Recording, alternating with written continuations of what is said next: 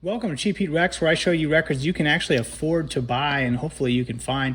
Starting us off is Mambo Moves Garner.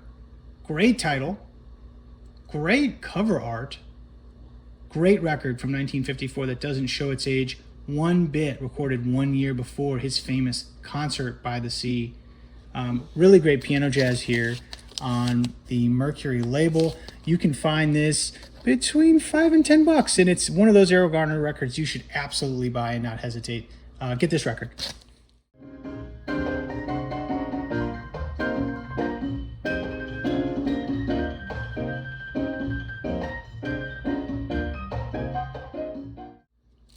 Listen to the Ahmad Jamal Quintet. Nice record from Ahmad Jamal that I don't often see kicking around, but I got for $9 just a couple years ago.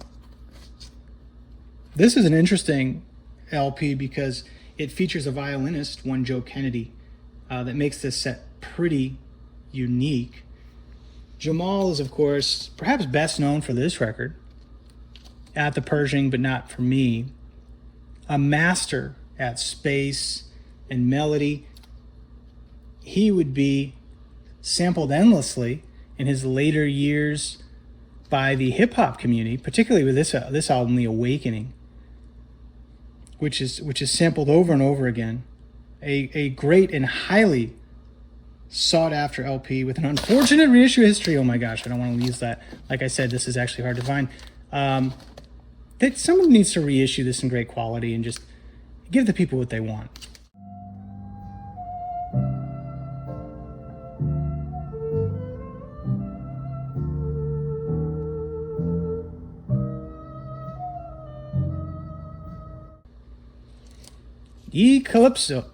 Eclypso by Tommy Flannigan.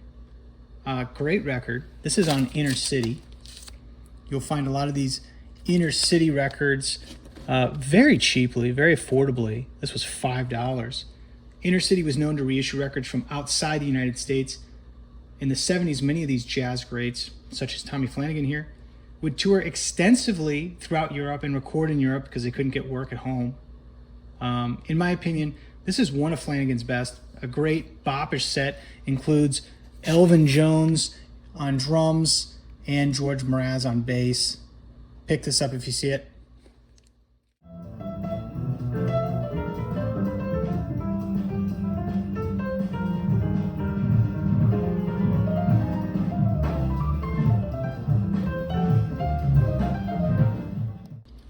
Junior Mance, Happy Time. This is on a great label called Jazzland. Mance, an excellent bluesy piano player, if you like that sort of thing. His records often cost very little. I think the ones on Riverside I prefer a little bit more, but I really like Junior Mance. Great Sunday afternoon record for sure. If you see this, pick it up. Kenny Drew and Niels Henning Orsted Peterson. This is also on Inner City. This record is simply bass and piano, but it sounds so much bigger than that. These two masters, Kenny Drew, a hard bop legend, and Hans, who played with many of the greats in their later lives. This album is really the start of a prolific relationship between these two. They did many, many albums together for the next 20 years, all the way up until Kenny Drew's passing in Copenhagen in 1993. He never made it back to the United States. But needless to say, these records are affordable and they're great. Buy these records.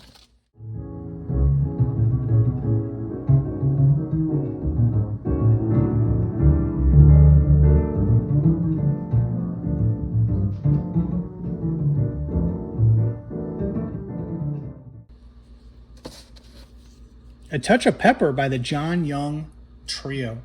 John Young, he's sort of like Junior Mance. He was another bluesy jazz piano player, both from the Chicago area, as was, I think Ahmad Jamal was a Chicago boy himself.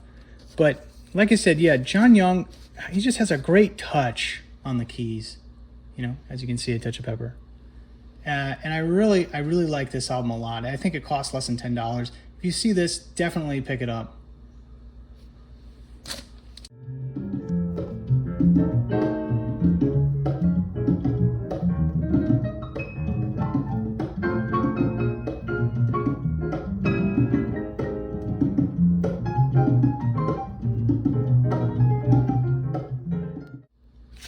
I got to show some of these. These are all original Blue Notes that I found in an antique shop this weekend for $10 a piece. And, you know, I always saw people, they always find sort of clean original Blue Notes in antique shops or at Goodwills. I said, who are these people and where are these Goodwills? This is never going to happen to me. But lo and behold, it did.